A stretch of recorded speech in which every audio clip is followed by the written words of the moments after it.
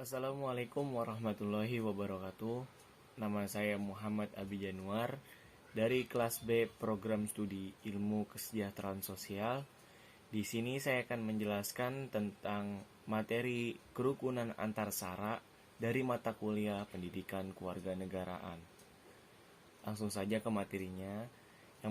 Yang pertama itu ada pengertian sara menurut jurnal.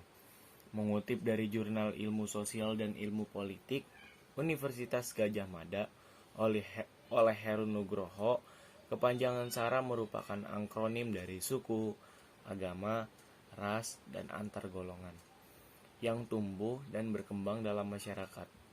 Dalam konsep sara, ada pengertian konflik horizontal yang dimotori oleh suku, agama, dan ras, dan juga konflik vertikal yang bersumber pada perbedaan ekonomi politik antar golongan.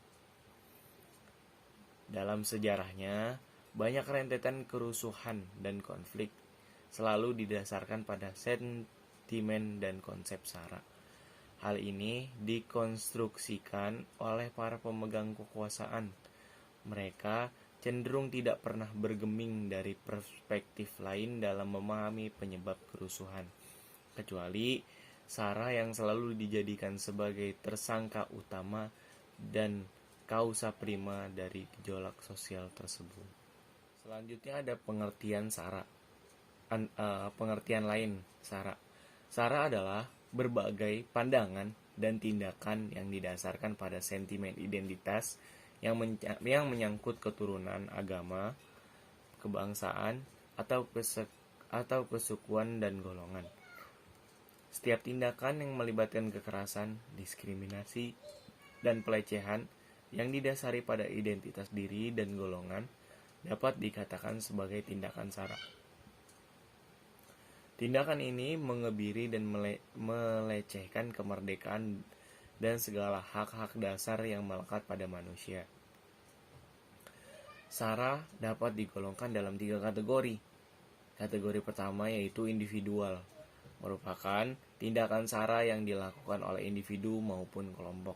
Termasuk di dalam kategori ini adalah tindakan maupun pernyataan yang bersifat menyerang, mengintimidasi, melecehkan, dan menghina identitas diri maupun golongan.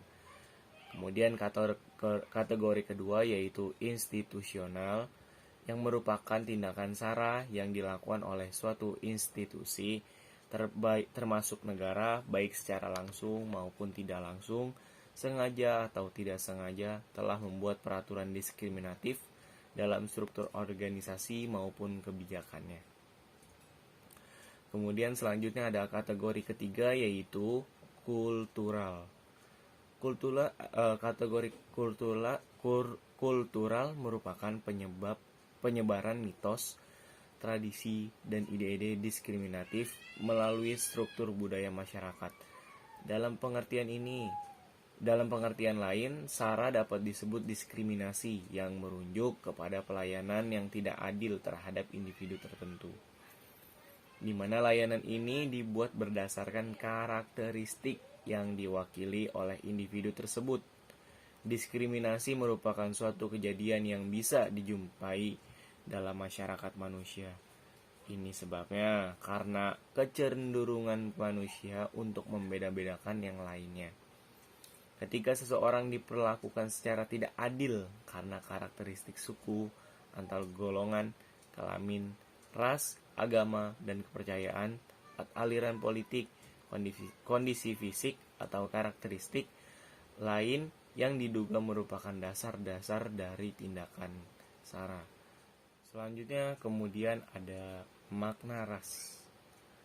Para ahli antropologi berusaha meneliti sifat politipis jenis manusia dengan secara sistematis, mengklarifikasi Homo sapiens menjadi subjenis atau ras, atau dasar lokasi geografis dan ciri-cirinya yang fenotipis atau fisik, seperti warna kulit, besarnya tubuh, bentuk kepalanya, dan lebatnya rambut.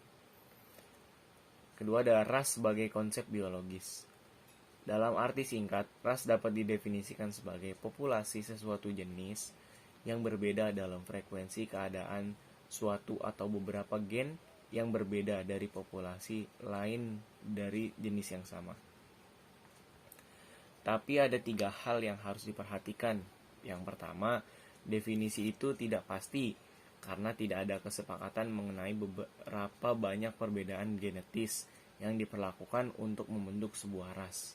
Kedua, tidak berarti suatu ras secara eksklusif mengandung varian yang khas dari sebuah atau beberapa gen.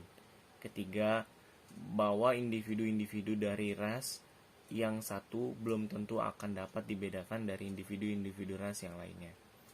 Kemudian ada pengertian suku bangsa. Istilah suku bangsa dalam bahasa Inggris disebut ethnic group. Jika diterjemahkan secara harfiah menjadi kelompok etnik.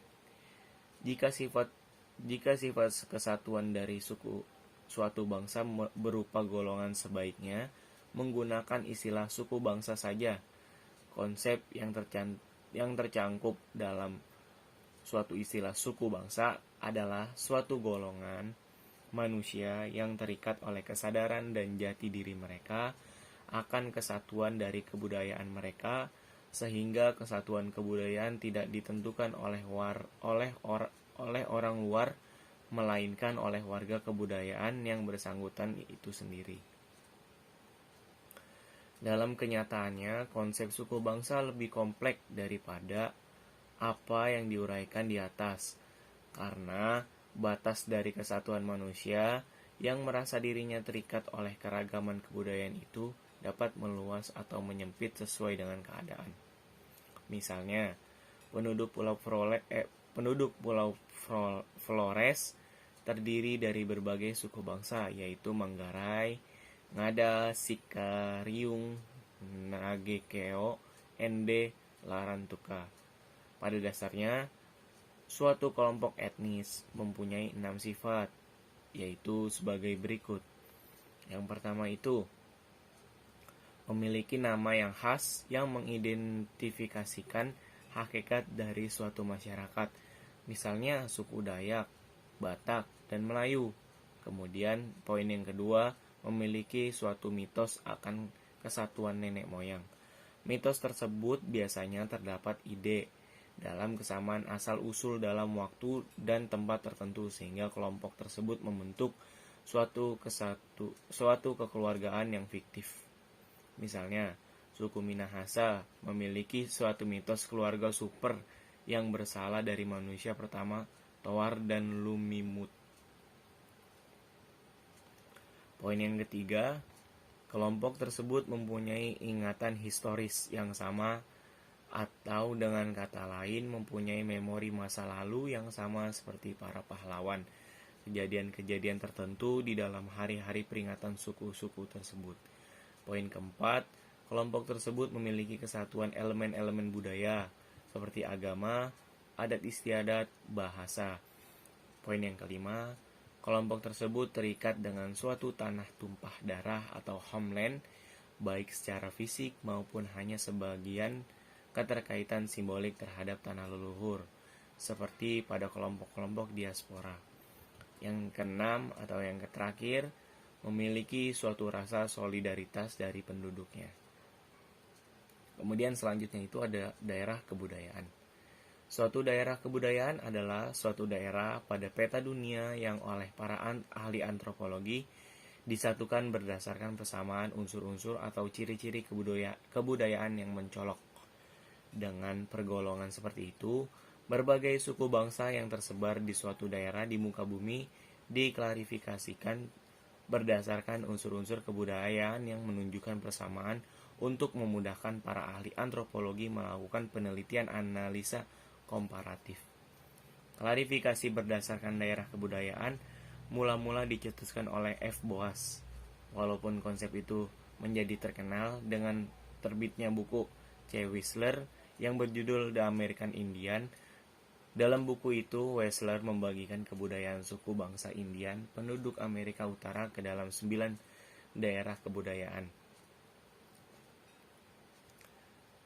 Kemudian ada ciri-ciri kebudayaan yang dijadikan dari suatu pergolongan daerah kebudayaan, bukan hanya unsur-unsur kebudayaan fisik saja,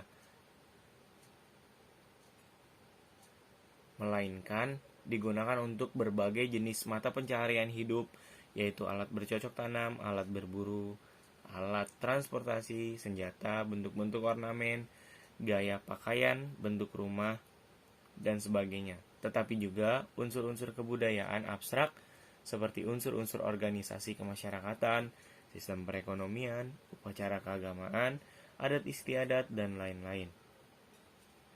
Persamaan ciri-ciri yang mencolok dalam suatu daerah kebudayaan biasanya hadir lebih kuat pada kebudayaan-kebudayaan yang merupakan pusat dari daerah kebudayaan yang bersangkutan dan makin tipis dalam kebudayaan-kebudayaan yang jaraknya makin jauh dari pusat tersebut.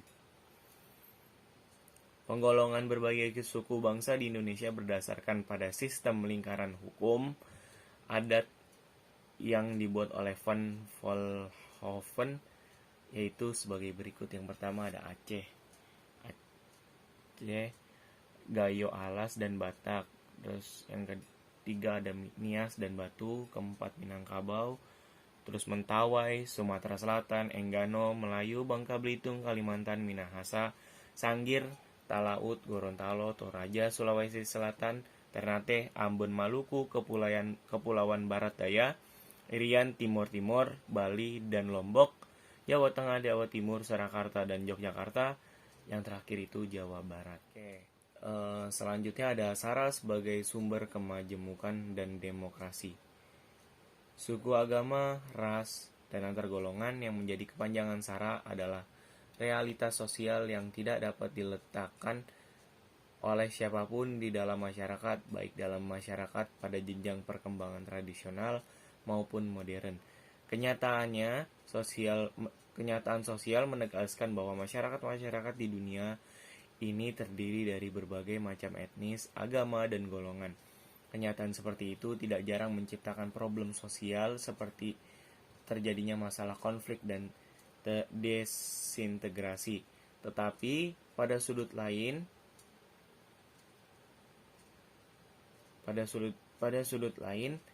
SARA justru dijadikan arena pemberdayaan dan demokrasi. Elemen-elemen dalam SARA tidak selalu terpisah secara kaku. Ada kemungkinan terjadi hal yang oleh seorang sosiolog bernama Peter Blau dinamakan cross-cutting affiliation. Misalnya ada orang-orang yang berbeda ditinjau dari etnis tetapi disatukan dalam agama, ekonomi, dan kepentingan yang sama. Karena SARA merupakan kenyataan sosial, maka keberadaannya tidak dapat dilenyapkan. Bahkan setiap upaya untuk melenyapkan dengan dalil apapun, termasuk menuju unifikasi melalui monolitikasasi, masyarakat cenderung akan menimbulkan keresahan, gejolak sosial, kerusuhan massa, dan pasti berakhir dengan desintegrasi nasional. Selanjutnya ada konflik. Konflik menurut Ralph Dahrendorf, konflik merupakan fenomena yang selalu hadir dalam setiap masyarakat manusia. Menurutnya, perbedaan pandangan dan kepentingan di antara kelompok-kelompok masyarakat tersebut merupakan hal yang cenderung alamiah dan tidak dapat dihindarkan. Namun, pihak yang menolak sudut pandang itu mengatakan bahwa akan menjadi persoalan besar tatkala cara untuk mengapresiasikan perbedaan kepentingan diwujudkan dalam ekspresi yang tidak demokratis dan merusuk pada penggunaan cara kekerasan fisik. Kemudian ada faktor penyebab konflik.